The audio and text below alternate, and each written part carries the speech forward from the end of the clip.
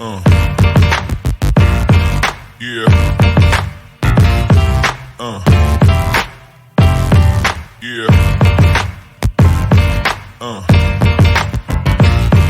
Yeah.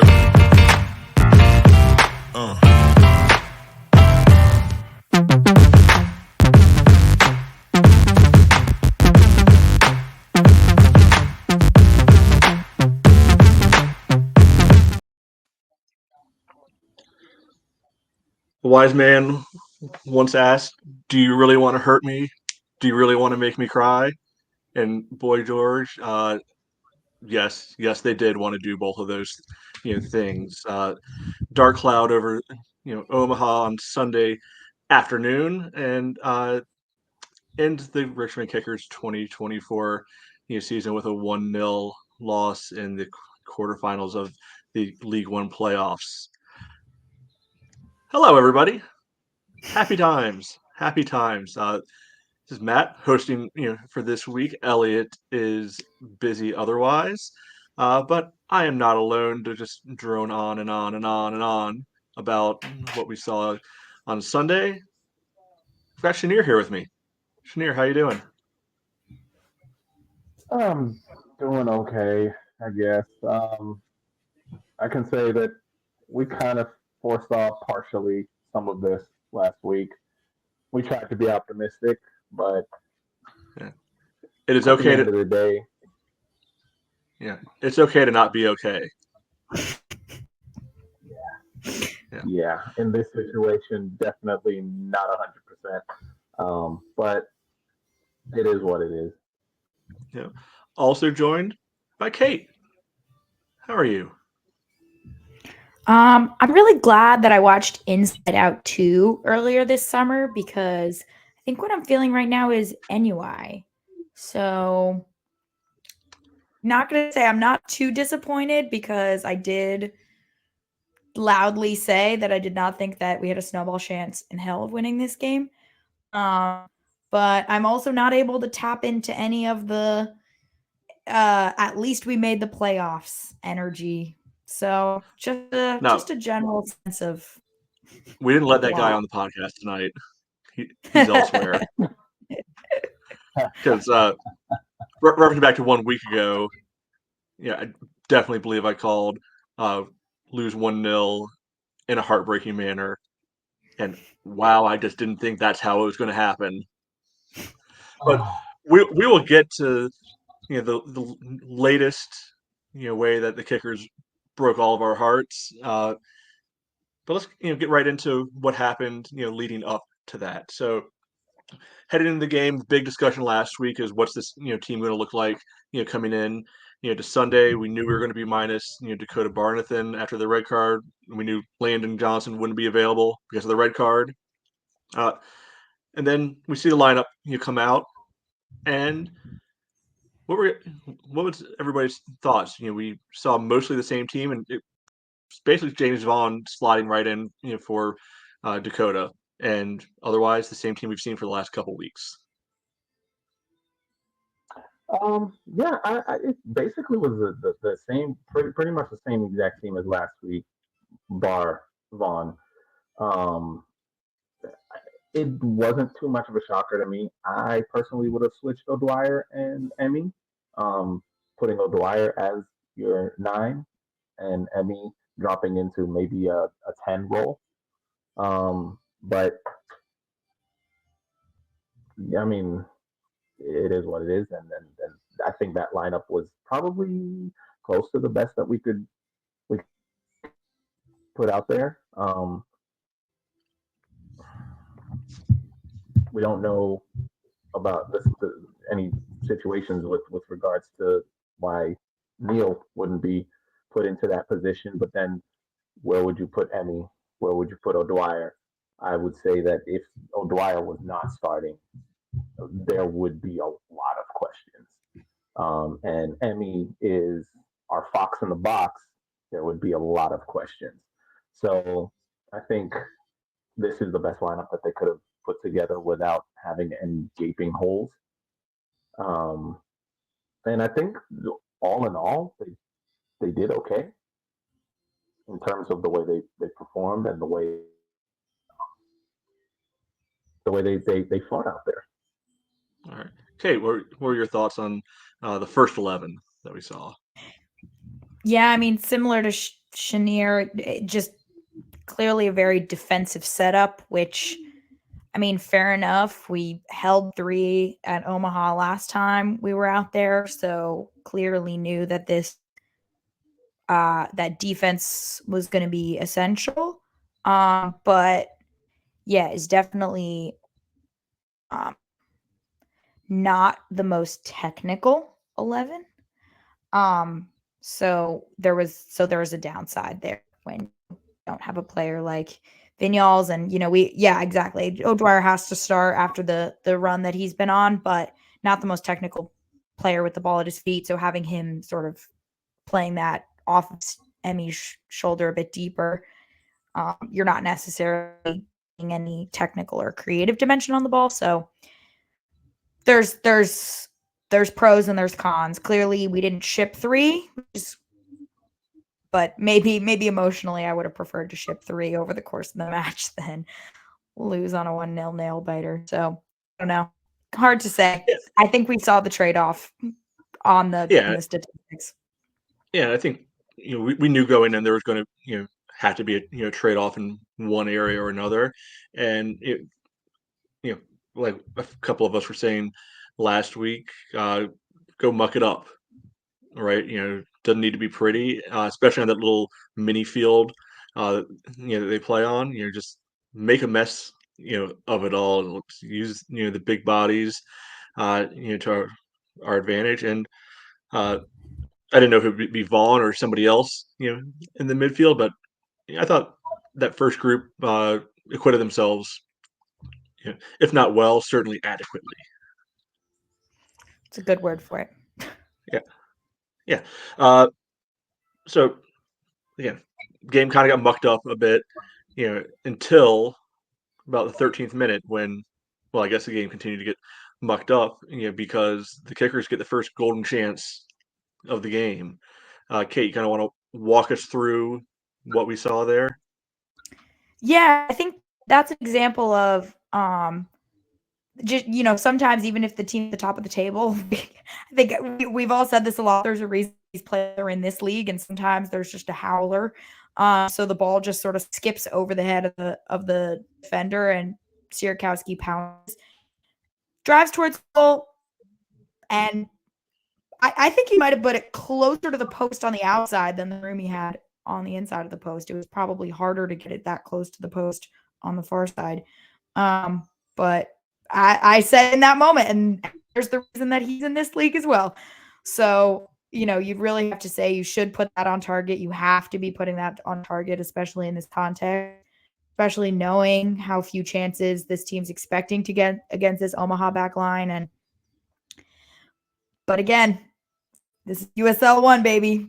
We're not it's sometimes it doesn't come off the way that a player in any other might be expected to perform. So yeah. There we are. Chenier, you coach the game. In terms of this technique that Sierkowski used there, you went outside of the foot, kind of struck it almost head on right there. Is that what you would have wanted to see? Would you have wanted to see him approach that opportunity differently? Because obviously the first part of it, him and Emmy applying the pressure and creating the turnover, good. Yeah, no, that situation, the way it came about, very good. Some good pressure up front, asking questions of the defenders while they're trying to get in possession of the ball, not making anything easy for them, and then Sierkowski is in on goal. In that situation, if you're gonna go far post, it's got to be an inside curler. It's got to be the inside of your foot that tries to wrap around that ball to curl it past the goalkeeper. That being said, I don't think he had any business going for far post at all. Nuhu was atrociously out of position as a goalkeeper. I know his goalkeeper coach at halftime was probably yelling at him heavily. He was getting in on his case for that because Nuhu was from where the camera angle was, it looked like he was closer to the far post than he was the near post. Or at least closer to the middle of the goal, which means the near post was wide open, just a tap in with as close as Sierikowski was to goal. And I look at those situations and I think to myself, you look at MLS, you look at even USL Championship, you look at any of the leagues of that level and higher anywhere around the world, that's either a goal or an amazing save. That type of situation. For him to miss it in that situation, in that manner, with such an egregious positioning from the goalkeeper, it's painful to see. It's really painful to see. That should have been our in. That should have been our goal. I mean, that wasn't an issue of luck. That was just poor execution. Everything before then was so well done, and then for that to be the way it ends, that was hard to see. Yeah. Hey, Kate, I think this is probably before your time, but Shanir, do you remember the playoff game in Louisville, and when would that have been? 2016? Yeah. Yeah. Oh, You remember, about like 10 minutes in, Yambi had, I think it was a header off of, I can't remember if it was a corner or a free kick that, got, I think it was saved, quite well, if I remember correctly, but, he hit it hard. And I kind of got that flashback right then of like, oh, is that our moment? That our one chance, and now we're going to be kind of grasping for straws the rest of the game, because I mean, for don't remember we were 7 seed playing a 2 seed Louisville. Louisville's always good on the road. Got a 5th-minute red card, so down to 10 men, but almost steal a goal a few minutes later. That game went all the way to extra time before Louisville finally broke through, against us. That moment definitely gave me some of those vibes. yeah, definitely did. It's one of those situations where you look at the game and you're like, only if the sliding doors moment, because if that goes in, we're looking at a completely different game. Of course, we can't guarantee that, oh, yeah, we would have won this game. That means it would have been over. But Right. that completely changes what this game would have looked like in terms of the psyche of all of the players, in terms of the way they approach the rest of the game. Going into halftime, how do they adjust? How do we adjust? Yeah. Doesn't guarantee it, but it would have been nice to find out what would have happened that way. Yeah. Definitely. Yeah, that's the sucker punch. That's what you're hoping to do when you're the team who's coming in without expectations against the team number 1 seed looking to win the whole thing. You hit them with the sucker punch early, and all of a sudden their plan is in tatters, but it wasn't to be. Yeah. So, I felt like after that, for most of the rest of the first half, really physical battle out there on the field. Like, I thought like both teams were, perfectly willing to take like not the full on, like professional foul, but a lot of tactical fouling in the midfield. And I felt the ref was, he was calling us up, but he was willing to let him play. Like, he wasn't going to, over whistle everything and make it like, oh, little tap on the shoulder. It's going to be call like like, all right, grown men go play grown men ball. Yeah, I definitely did feel that. I did. To be honest with you, I did appreciate that from the referee. That's how I think a game should be ref, especially a playoff game.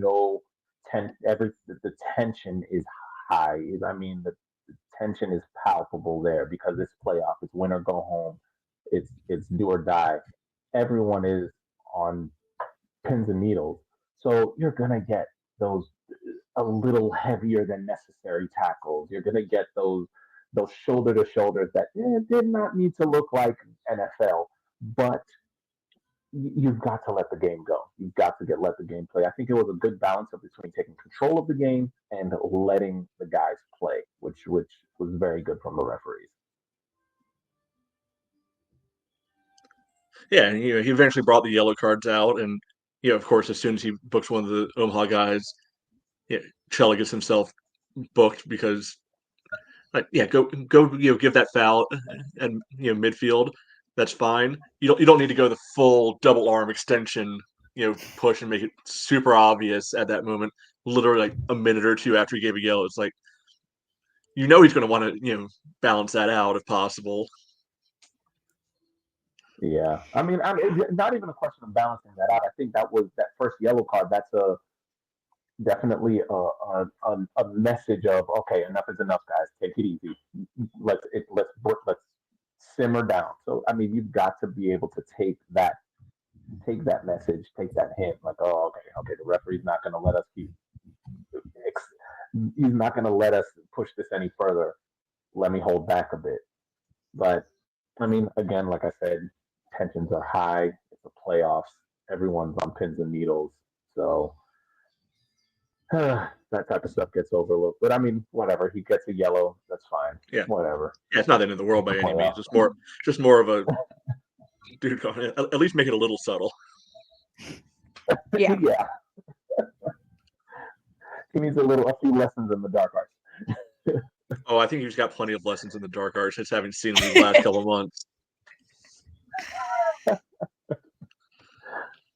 Yeah, he might have worked his way up near the top of the team on the players you want to literally go to battle with. Yeah, absolutely. That's a topic for that could actually be a fun topic for next week. Yeah, it would. Yeah, I think that would be a good choice because something definitely one of the talking points because I think there are quite a few players that have really shown that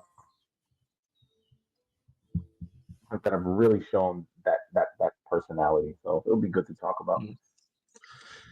Yeah, I think the other major memorable point of the first half, I can't even say our young boy because we got multiple of them on the field these days. Our junior keeper James Sneddon, coming up large in about the 40th minute with, I feel comfortable saying save of the game. Certainly, according to our sponsors. The double save. That so double save. I mean, definitely I think a header, right? Yeah, the header, and then basically the scramble to the next to the rebound to get to smother that one. It took a little knock from it because you could see after the ref blew the whistle, he kind of goes down grimacing, like he would have played through it, but once that adrenaline kind of tapers off a bit when the ref blows the whistle to stop the game, that's when the delayed reaction from the pain is like, oh, I did get hit pretty hard. So he took a little knock, but he handled it well. I don't think Sneddon really had too bad of a game.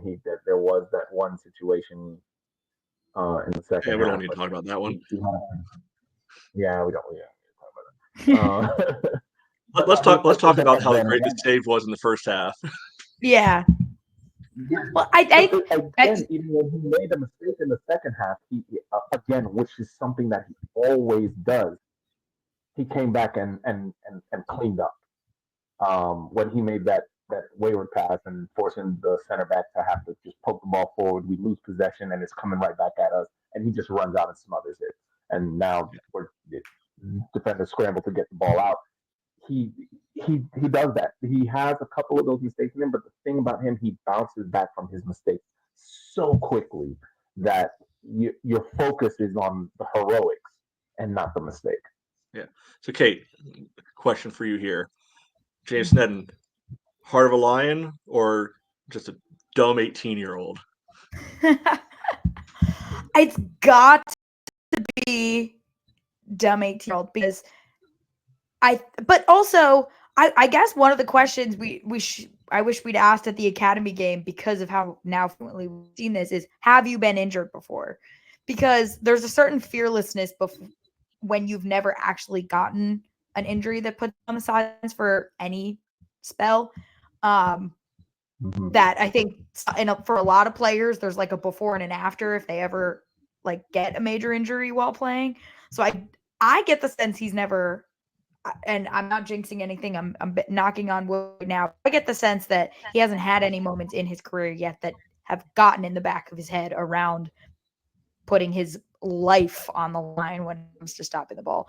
And contrast that with someone like Pablo Jara, who recently became a father. Like all of a sudden, is your willingness to like break your body and soul over a USL1 game maybe a little bit different when all of a sudden like you're responsible for like a whole other life. Like maybe there's that factor too. He's a 18-year-old, no responsibilities, like this is his entire life. What's he gonna miss? Homeroom, like with an injury. So I think, that sort of 18-year-old sense of invincibility is really coming up big for him there. And I hope that doesn't go away. I hope he doesn't experience anything that changes that.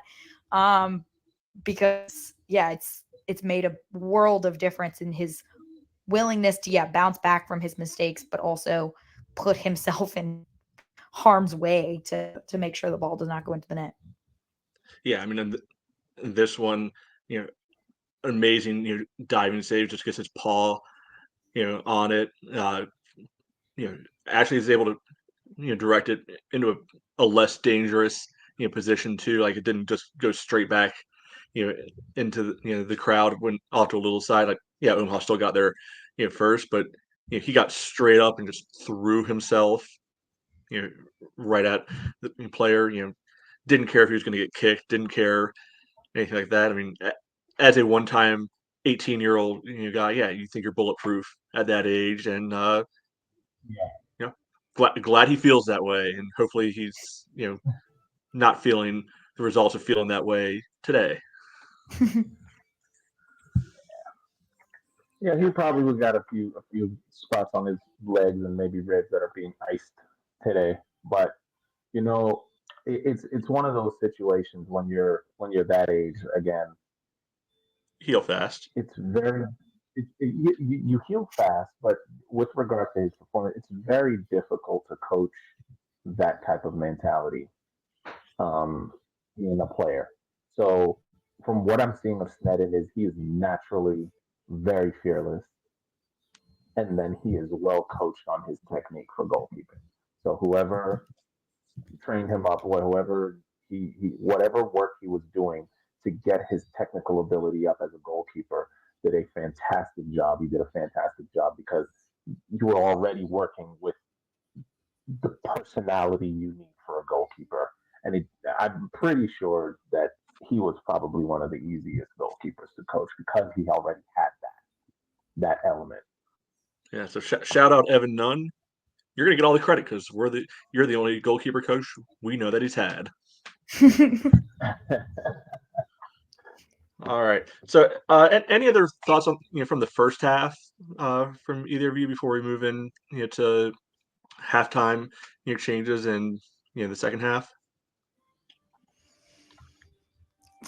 No? Not really. It was very, like you had talked about. It was just a physical battle. It was just literally who can push harder, and it was mostly in the midfield. There weren't too many chances from both sides in that first half. Each team had a big significant chance in the half, and not really much else that was really, really noteworthy.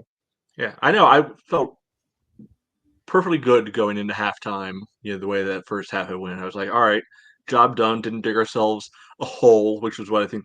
My big concern was going into it is, all right, are we gonna you know be two down in 10 minutes like we've done a couple times on the road this year, and you have to just try to get out of that. We played right with them. It was physical. Not gonna lie, real time, I thought it might have been a penalty that they were going to get. Saw the replay, saw that it was far less contact than I thought. In real time. So good job to the ref for not getting suckered by that, because I definitely think I probably would have been suckered by it if I was the referee. Uh, but we go in half 0-0. And we come out Yeah. of the half with a kneel on the field. So he came in for Sierakowski at halftime. Any actual surprise that this happened? Not really. Neil is, I think, in this situation, you have the physical battle in the first half. Now, in the second half, you bring on the player who can play, who can well, not who can play, but who can carry the ball. When you look at the lineup, the starting lineup, there isn't really much of a ball carrier in that starting 11, with maybe the exception of Emmy, but you're playing him as the nine, so that's not exactly a position you want someone being a ball carrier. So bringing Neil in for Sierakowski, that kind of changes the dynamic. Um, of course, Neil is going to play more centrally um, than Sierakowski did because Neil is naturally a 10. Um, so it was good to have him in the midfield now creating, basically doing his number 10 role of creating. Kate, We've seen this. Yeah, no, we've seen this change specifically. I mean, it's an interesting one. I think like maybe generally I'd be interested in doing like an aggregate about, I don't know, because again, you're taking a winger out. Is it Chandler who moves out to the wing to accommodate Neil moving into the midfield, or does Neil sort of? Yeah, Yeah, I think technically, it's kind of. Yeah. I think a kind of a combination between Chandler kind of floating out a little more to the wing, but also Schenfeld pushing up a little more to compensate on that wing as well in the attack. Mm-hmm. Yeah, it's not like I think I've like in general, I've never quite understood in practical terms because I never feel like Sierakowski feels like he's given much of an opportunity. Like he had one good opportunity, but I don't know. Whenever he's hooked at the half, I'm sort of like, I understand that we want to get Neil on the field. I I fail to see like why Sierakowski is started to begin with. If then like sort of a larger quote, we've seen this change on multiple occasions. He seems to be the one who's hooked for Neil, and I think I've more had a general philosophical question of it's two completely different. Like then your attack. The complexion changes, but maybe who you're playing against isn't necessarily changing. So I'm not fully understanding the tactics of why you're starting one and moving to the other. If you're expecting the other to improve in the second half, why wouldn't you just start that in the first half? So it has to be done. Someone has to make way for Neil. I think in general, I've been underwhelmed at the fact that this is what the attack looks like. Because obviously the manager does not want to start the best midfielder in the league. And so the midfield has to look different in the first half to accommodate his unwillingness to start the best midfielder in the league. Our first halves have been underwhelming. Without Neil on the field, you could say he's running against a tired defense, or you could say that the starting 11 is maybe there's other factors at play there. I don't know. So I would just say in general, I've been underwhelmed by this choice in matches that I've seen it overall. You do start to wonder if it's a scripted change, like ahead of time. Yeah.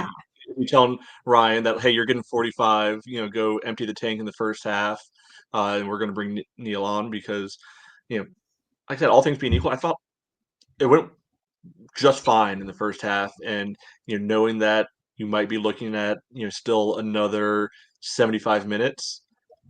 I don't know if you need to make the change right away, right? You can kind of, see, kind of if Omaha's going to make any changes. And yeah, if you need to, make a change 5 minutes in the half, whatever, that's fine.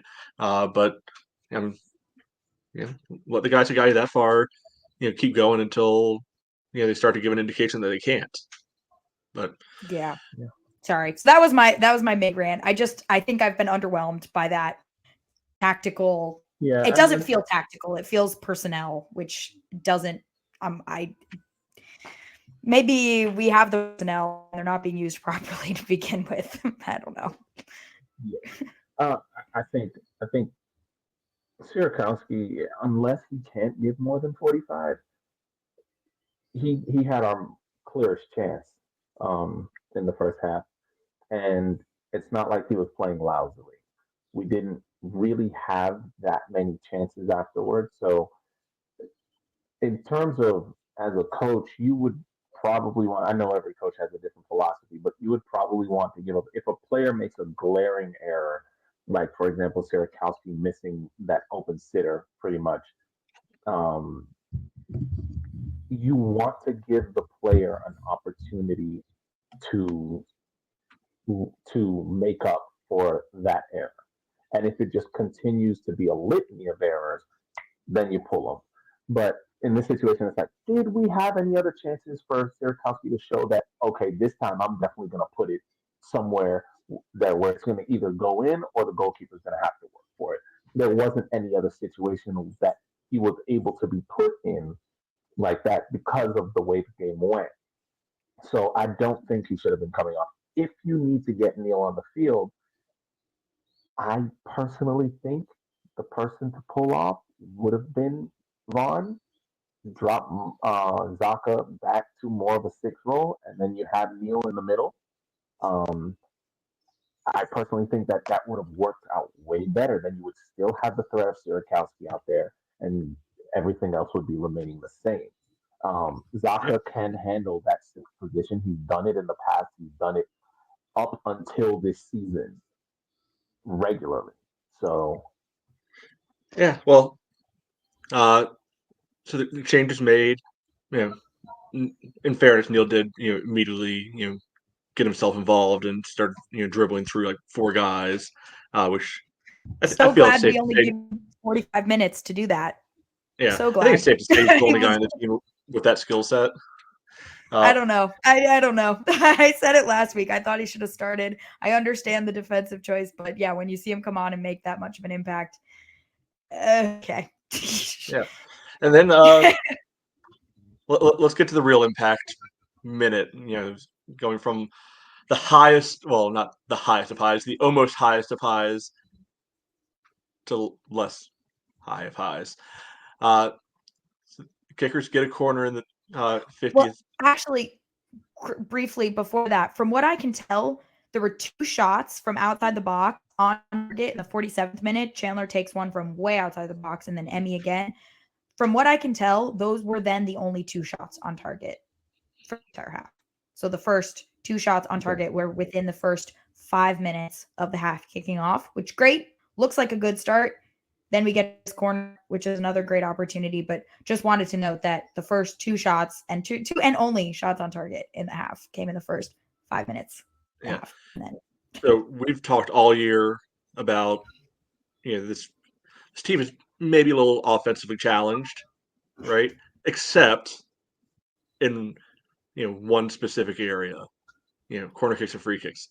Going back to the first half real fast, what you get a free kick right outside the box. What are you doing trying to get pretty about it? Just pop the ball in there, let one of these big lugs put a forehead on it. who the hell is our set piece coach? Because I'd like to have a word with him. I don't know. Omaha, managed to somehow do it worse, later in the second half, or got her to literally pass the ball right to Neil. So balance, I guess. But so we get a corner kick, 50th minute. Maxey, does his thing, puts it right on Emmy's head. Great, regrettably, great save by Nuhu to get his hands up and push it on the post. Good sign so far. Disappointing that save, but I thought that was in. Yeah, and it was still in the mixer. It drops right back down. Clyde Chella gets to it first. Goal scoring extraordinaire. Did a little sliding shot. Gets his foot to it. Straight up on the underside of the bar and comes out instead of goes in. Hit the crossbar twice in literally 2 seconds. But good thing, turns out the Richmond kickers are at the end of the ball when the ball comes out of the box. Wonderful. Right. Simon Fitch is going to put the ball back in the box. Simon Fitch plays the ball directly to an Omaha defender. It might have technically gotten into the box.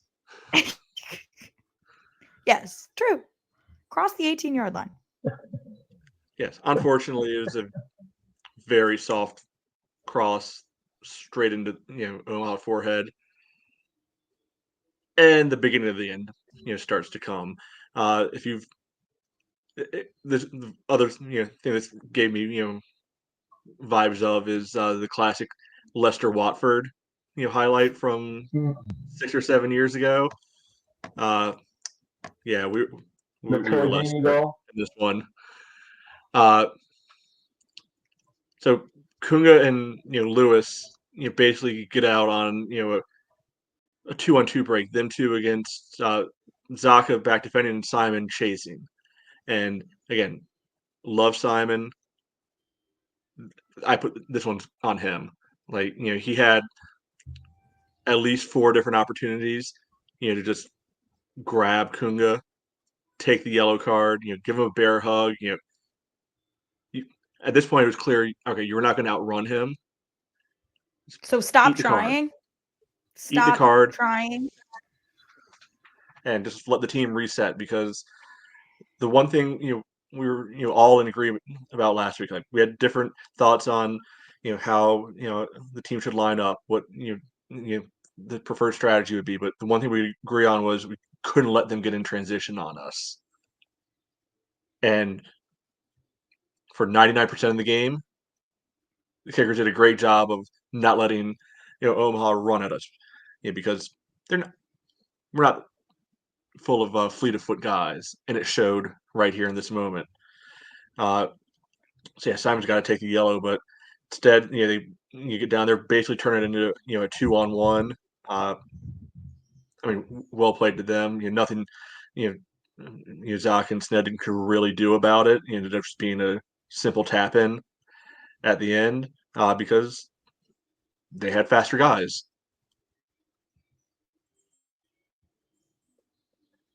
Yeah. This is one of those things that as a coach, as a soccer enthusiast, you look at and you realize that sometimes you've got to weigh your risks. And at the end of the day, one of the biggest risks that people don't realize is corner kicks, because who are you putting in the box when you're taking a corner? Your 2 most effective defensive players, because they're the biggest guys. Now you're putting players that are not used to being in defensive positions in those defensive positions if you lose the ball in that breakaway. So in this situation, first, Fitch, take the guy down, take the yellow, like you said, Matt. Well, second, first, don't underhit the cross back into the box. Like if you're gonna miss long, go for a goal kick. I mean, yeah. There is that, but miss hit's a miss hit, and then right. That's not the end of the world. It's not the end of the world, but in this situation, he's barreling down. He's running at Zaka at full speed. Just take him down. Zaka's there. You're not going to get a red. It's going to be a yellow. Take the yellow. The game's almost done. Take the yellow. See if we can hang on to this. Now you can build off of that dangerous double chance you just had. But there's that mistake. The second mistake is, in that situation, I guarantee you, Sella or even Garnett, who is young, would have done that. I Maxie would have. Garnett would have grabbed his jersey and yanked him down. I don't know. In fairness, Griff has been victimized doing the exact same thing on a couple times this year. That we've given him crap for not just taking the guy. So I don't know if it's a philosophical thing, team wide. No, or I want Maxie there. I mean, Maxie. Yeah, Maxie does what needs to be done there. Maxie with a 2-hand tackle. But I mean, or even the one taking the corner, he's the farthest away. I mean, even if you just flip flop Simon and Zaka right there, Zaka would have, tried to murder him. Exactly. But Zaka's now in a position where you take the same situation, you put Sella or Garnett in Zaka's position. They're not running towards who was it? Who was the one who they're not running towards Lewis. um, they're trying to slow him down. So the last defender drill, you get your body low, back away, for shepherd him to one side or the other. Now Lewis, yes, he's faster than everyone, but because there's someone in front of him, he has to slow down. None of that was done. Zaka just ran right at him, and he just blows right past Zaka. And that's just a litany of mistakes in that situation. It starts, yes, with Simon with the mishit, but then after that, Simon, you got to take your man down. And if you don't, Zaka, you've got to slow him down. You're in front of him, you're facing him. Slow him down. Don't run at him. Center backs would be able to handle that situation. That's their bread and butter. That's one of the things they train into center backs the hardest. So it's one of those situations where, yeah, Chella. In the meantime, Chella's the one who almost got us the goal with the second chance on the corner kick. So you want them up there for the corner kicks, but it's a risk not having them back in case of that type of breakaway. Yeah. And that's the reason why, like you were mentioning with Fitch, in those situations, I don't care. I'd rather you overhit it and give us a goal kick. At least Chella and Garnett have a chance to get back if it's a goal kick. And I hear what you're saying. At the same time, it's not like Simon and Zaka are like wingers or center forwards who have no concept of defending, right? Like sometimes you'll see like those guys be the ones back because they're the little guys. I mean, Yeah. Zaka is literally a destroyer, and Simon is an Iron Man defender. So I hear what you're saying. Don't necessarily disagree, but I also think those guys should have been able to handle the situation. Yeah, and I think Yeah. I'm disappointed on multiple levels because, again, like we've said, like if you're gonna have a defensive-minded setup where, again, two shots on target the entire match, both of which have from outside the box, so you're creating less than nothing. We've got one double woodwork off a corner kick, and that's the only opportunity. We have one chance per half. You have to commit to defending. Like if you are playing a defensive-minded game, you've come out here, you've set up to defend, to get out of here with as close to a clean sheet as possible because you're not creating anything. Why are you not defending by any means necessary, the clearest cut opportunity that anyone's had all game? It from open play. It's incredibly frustrating because I don't know how that mindset has not. You're in the playoffs. It doesn't, even if you get a red, you have to prevent the goal from going in because you're creating less than nothing at the top of the field.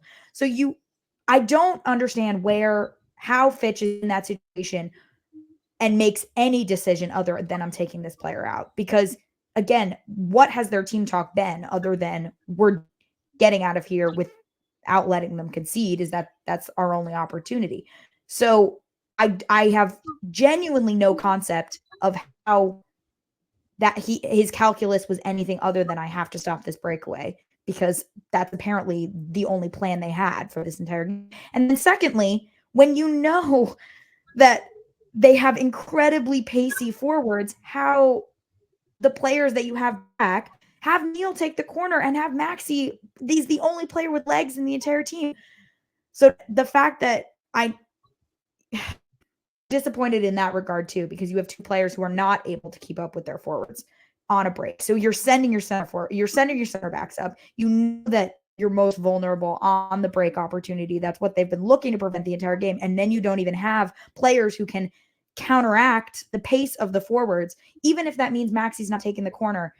Neil is a damn good set piece taker. I'm sorry. And Neil is not going to be at the end of a ball in the box either way. So I'm disappointed in that regard as well, because I don't necessarily think that when the biggest risk opportunity, as you said, is on the counterattack with their pacey forwards, then we have two of our slow players and are the only ones back. One of whom is 5'4", so doesn't even physically have the legs to keep up with the forwards anyway. So just I know you have to go big, you have to take your opportunities, but the calculus on this, it just feels it felt very preventable based on how the entire rest of the game went. That one or two tactical differences and this is a nothing burger of a chance. So it's just incredibly, both of those things I think were frustrating, seeing as and seemed to be the only point of this match. Yeah. Okay, second rant over. So Yeah, not great. Down it was- 1-0 on the road. We've seen this before. Obviously we know how the story went because we know what happens the rest of the game. But the kicker started to go for it eventually. 62nd minute, double sub, comes in. Boshua and Pineda come in for Vaughn and Kirkland. It's fine. Boshua was at least a big body that they could, throw the ball to. He looked like he was trying to, hand to God it at one point, which was a choice. Also, was not anywhere near the goal when he tried to do that either. But not the point of the conversation. Right now, eventually, later on, make other changes. I'm trying to find what they were now. Did it? No, they made another change somewhere. Pineda. Yeah, I have Pineda there. Oh, Beckett Howell came on for Griffin Garnett in the 88th. Yeah, I didn't really understand that one. Whatever.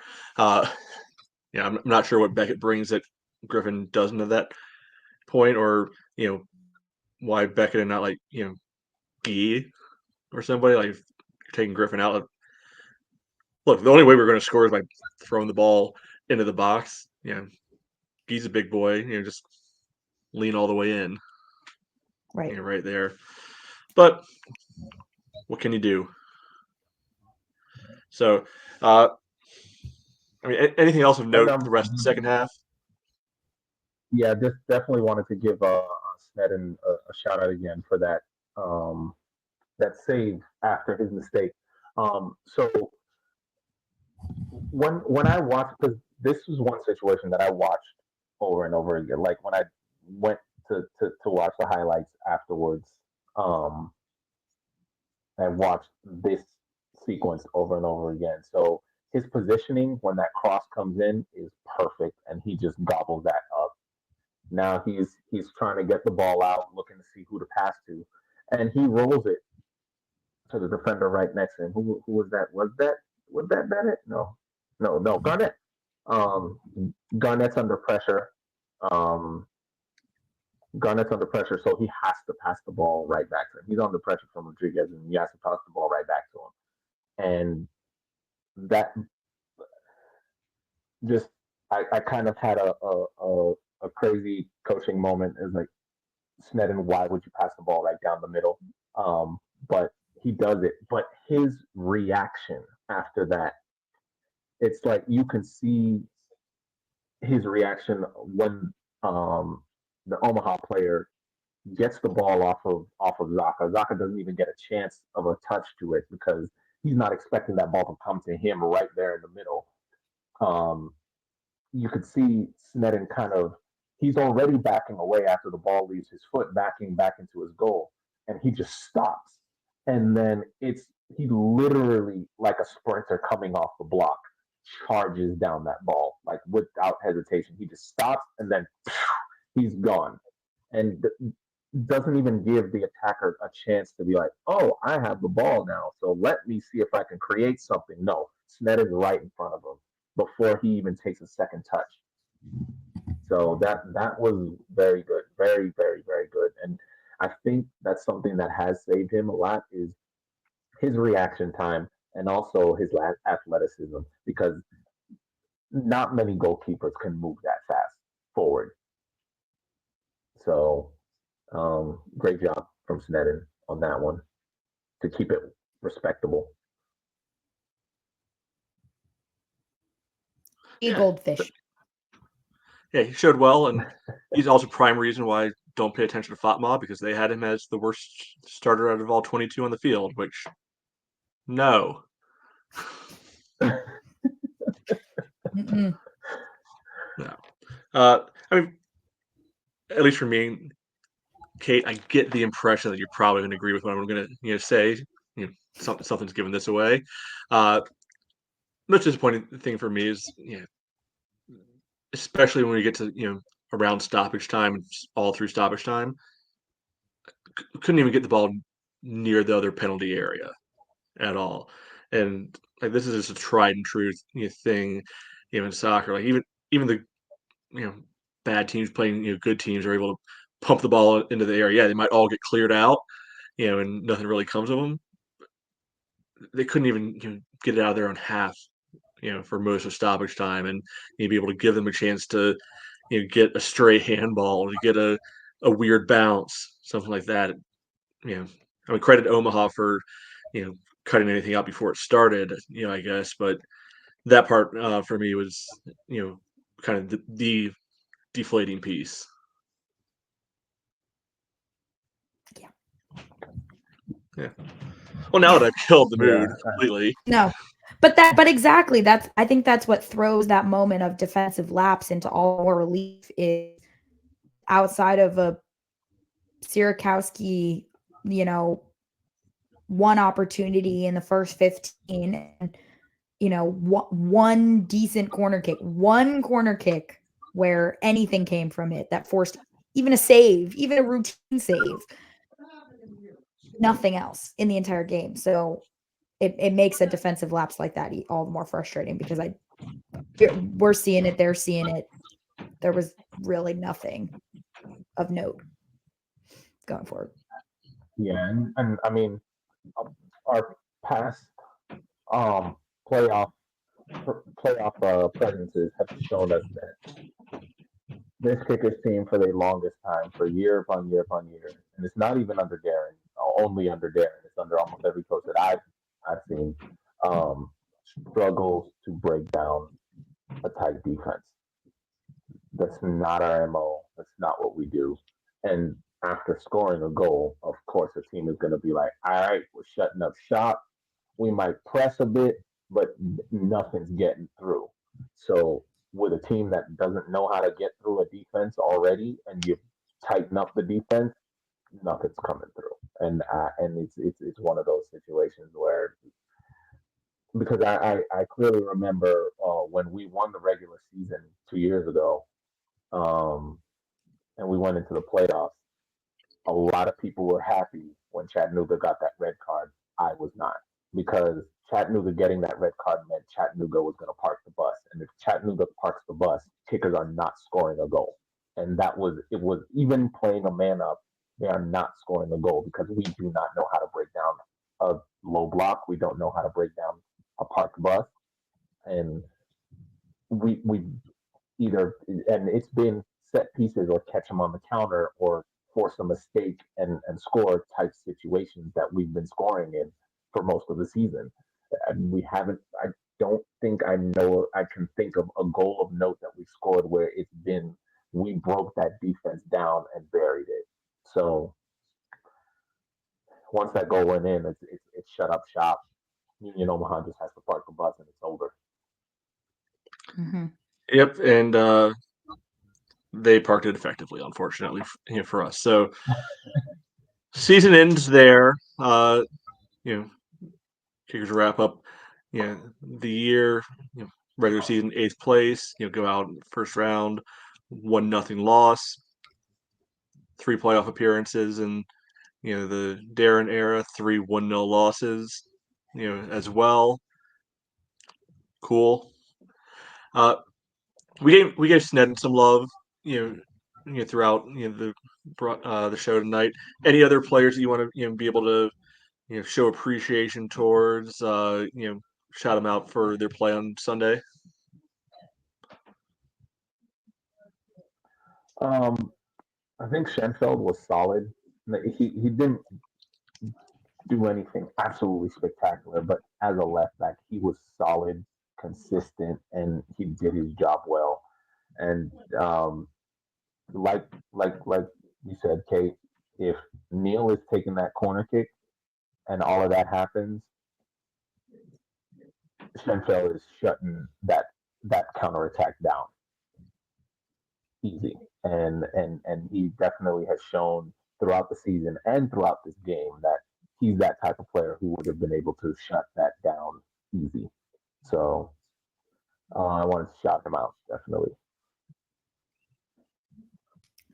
Yeah. I mean, I'm not gonna lie, in the match overall, I thought, nobody, I didn't think like on either team there was like a superstar standout performance. I thought Mhm. Sneddon acquitted himself brave for, Griffin obviously is also a teenager, but he's been a regular starter basically from the first game of the season. So Sneddon has had shorter of a runway to get up to speed in league play, and it's particularly impressive how quickly he's been able to make a name for himself.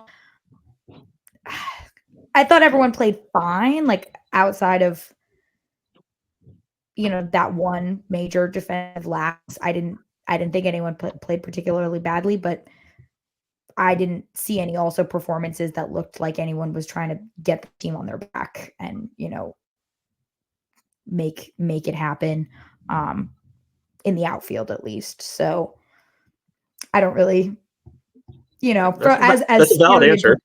So there wasn't particularly any. Nobody showed me that they were desperate to win it either. Yeah, I mean, I mostly agree there. Like both teams, I don't think it's a game that anybody's going to the full game anybody's ever going to watch back, and be like, oh, what a great, epic match that was. No, you can watch the 20-second of highlight. If you're an Omaha fan, get everything you need to see out of that game, and you never really need to watch the rest of it ever again because nothing happened for the most part. Yeah, I will say that Vaughn performed better than I thought he would. Out there, like he put a perfectly solid shift, helped to keep the midfield nice and tight. So good on him. But yeah, and that might just even kind of wrap up the story of the season of yeah. Right. Yeah. NUI for me. Yes. The word of the day. It was what it was.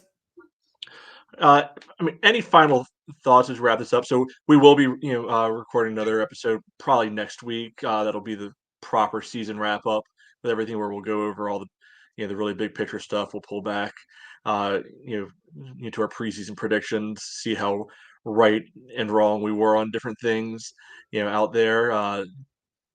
So we don't want to get into the nitty gritty of the whole season right now, but just overall final thoughts now that we know that 2024 year is coming to a close. No. But like we've said, like we said, we had the sliding doors moment with the Sierkowski miss, but even more glaringly so with the double tap on the crossbar in the second half. That to me is a situation of bad luck because those were two very well taken chances. The first one, I have to give it to Nuru.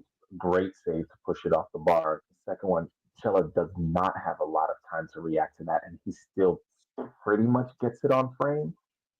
But He literally got it on frame. On the frame. Yeah, on the frame. But yeah, I just I look at that situation and I think, imagine that goes in, you don't get that breakaway that leads to the goal, and we're up 1-0. I personally think we could have had what it took to hold out. Yeah, I'd certainly put us like better than 50-50 to ride that out if we score there. It's like not a guarantee, exactly. but I'd back the guys. And if we're in another corner kick situation, we're not pushing forward as hard. We probably have one of our center backs back. If a situation like that were to happen later on in the game after we were to have scored, we're able to handle that.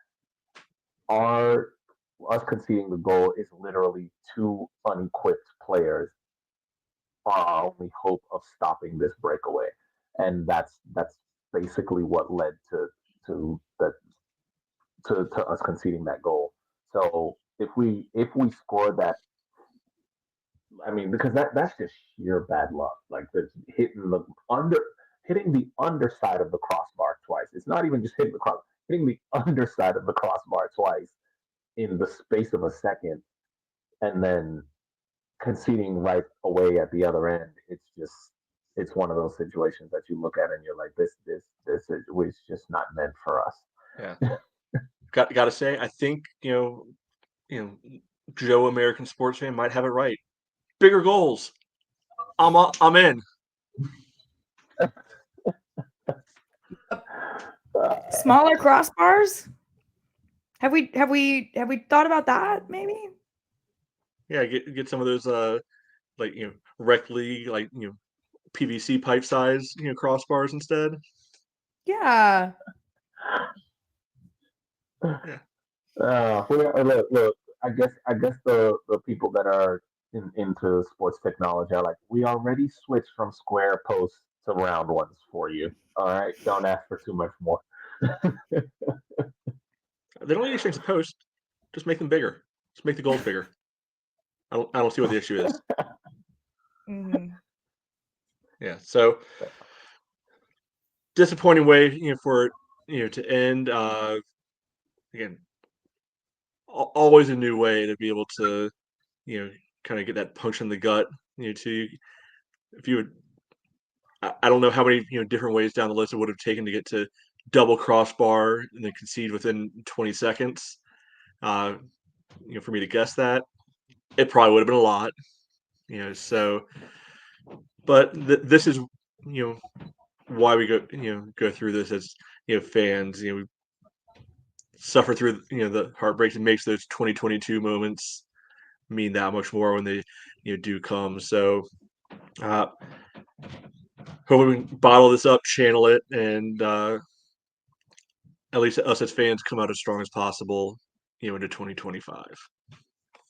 So because do we really want to go down to South Carolina of all places anyway? Probably No. Not No. good things that come out of South Carolina. Airplanes. Airplanes. Oh Lord. Yeah. So season's over. That's that. We'll be back next week, to talk about it all, everything that happened all the way through those February preseason games, all the way until the November heartache, everything in between. Follow us, Instagram, Twitter. I'm not calling it that other name, Facebook, whatever else Elliot set up. I don't even know where he's got us all at this point. Bother us individually online if you wish. I'm sure we'll be more than happy to commiserate, talk crap. Probably maybe Chenier might not be as much into the talking crap side of things as me and Kate. We will happily get in. Spread some rumors about the activities that Omaha players got up to when they were in Georgia securing the supporter shield. Yeah, I hear they might be debuting a new third kit soon, all orange. So the orange at home, black and white stripes away. Yeah, there we go, the black and white, right? But yeah, so we'll get into all of this stuff next week. Kate, Chenier, thank you for helping through therapy this evening, and we will talk to everybody next time. Thanks, y'all. Yeah, don't forget to vote tomorrow.